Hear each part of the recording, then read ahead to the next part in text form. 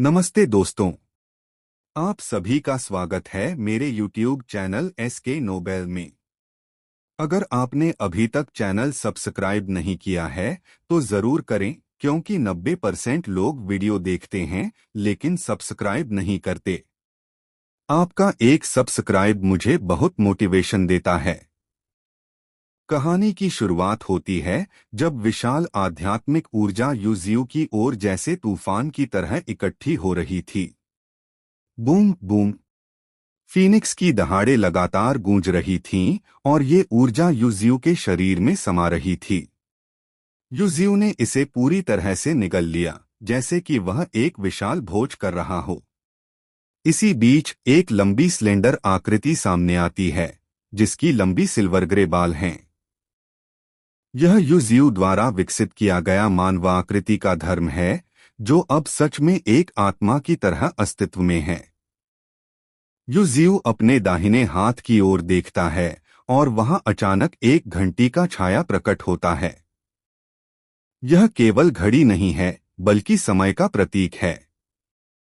इसके साथ ही यह घड़ी एक सोने की रिवॉल्वर में बदलती है, जिसमें हर गोली में समय की शक्ति है। युजियू फिर अपनी नजरें दूसरी दिशा में मोड़ता है और वहां उसे एक हीरे के आकार का नीला क्रिस्टल दिखाई देता है। यह खालीपन का क्रिस्टल है, जो स्थान की शक्ति का प्रतिनिधित्व करता है। समय और स्थान की ये शक्तियां धीरे धीरे मिलकर heart of time and space बनाती हैं। इस दिल के आकार की छाया के प्रकट होते ही प्रकाश और छाया का अद्भुत मिश्रण दिखाई देता है। युजियू ने छठी स्वर्गीय गेट पर कदम रखा और heart of time and space का मालिक बन गया। हालांकि युजियू अभी इसकी पूरी शक्तियों को नहीं जानता, लेकिन इतना निश्चित है कि यह बेहद खतरनाक है और उसकी कल्पना से भी परे है।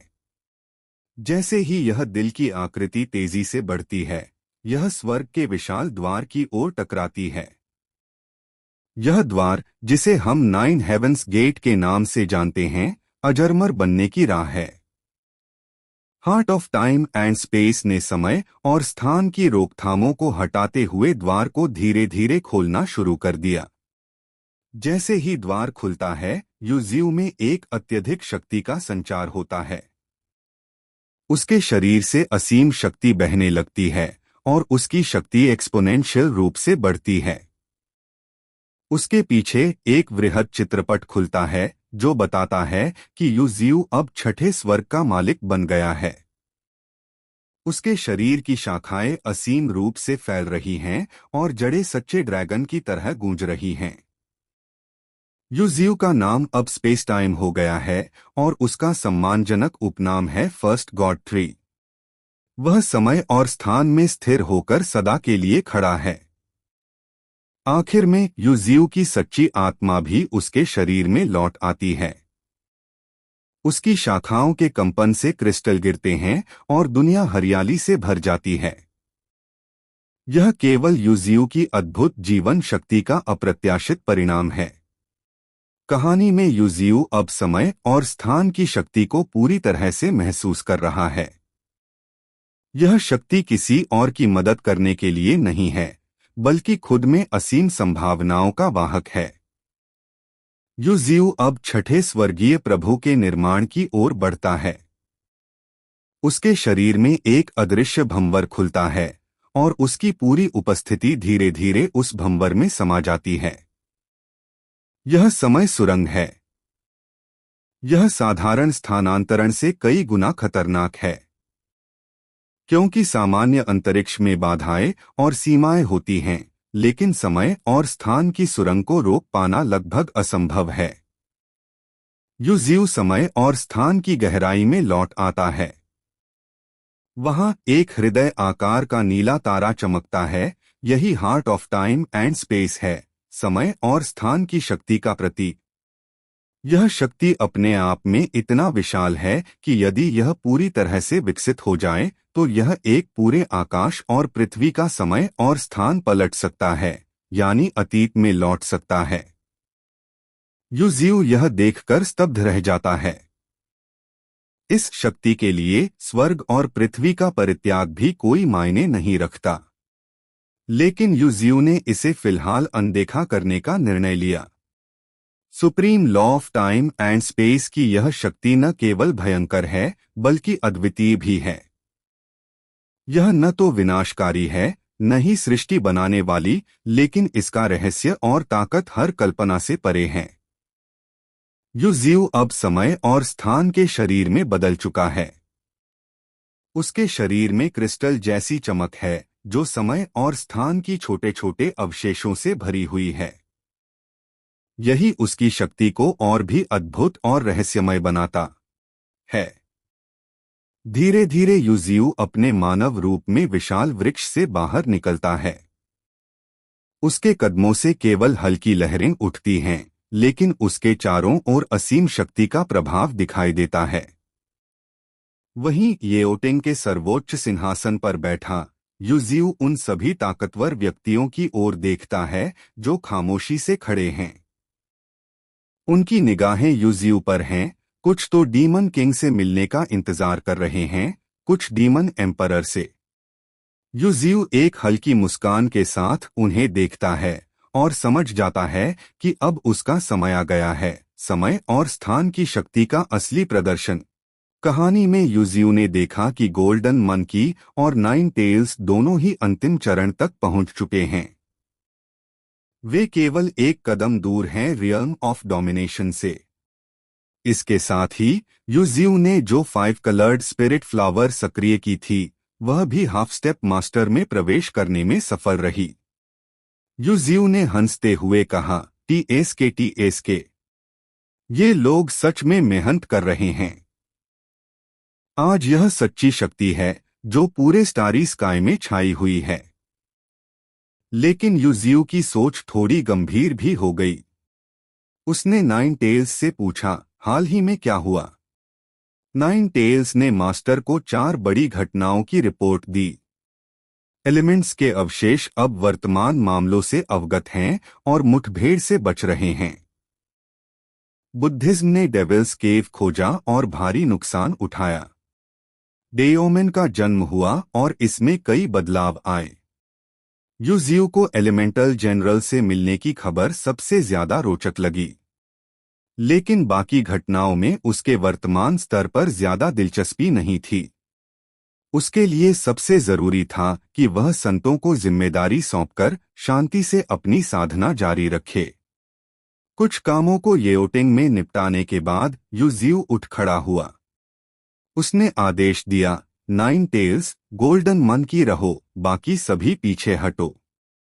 सभी ताकतवर लोग धीरे धीरे हॉल छोड़ते हैं और केवल ये 2 ही विश्वासपात्र रह जाते हैं। युजिऊ नाइन टेल्स से पूछता है, साधना में कोई उलझन है? कुछ समय चुप रहने के बाद नाइन टेल्स बाहर आता है और रिपोर्ट करता है कि वह last step of ceiling the law में अटका है। युजिऊ तुरंत दाओ गुओ फ्रूट नाइन टेल्स के सामने पेश करता है। यह फल सीलिंग लॉ के साथ कुछ संबंध रखता है और नाइन टेल्स की मदद कर सकता है। अब युजिऊ गोल्डन मंकी की ओर देखता है। यह पुराने वंश का उत्तराधिकारी है, लेकिन अभी तक मास्टर स्तर तक नहीं पहुंच पाया है।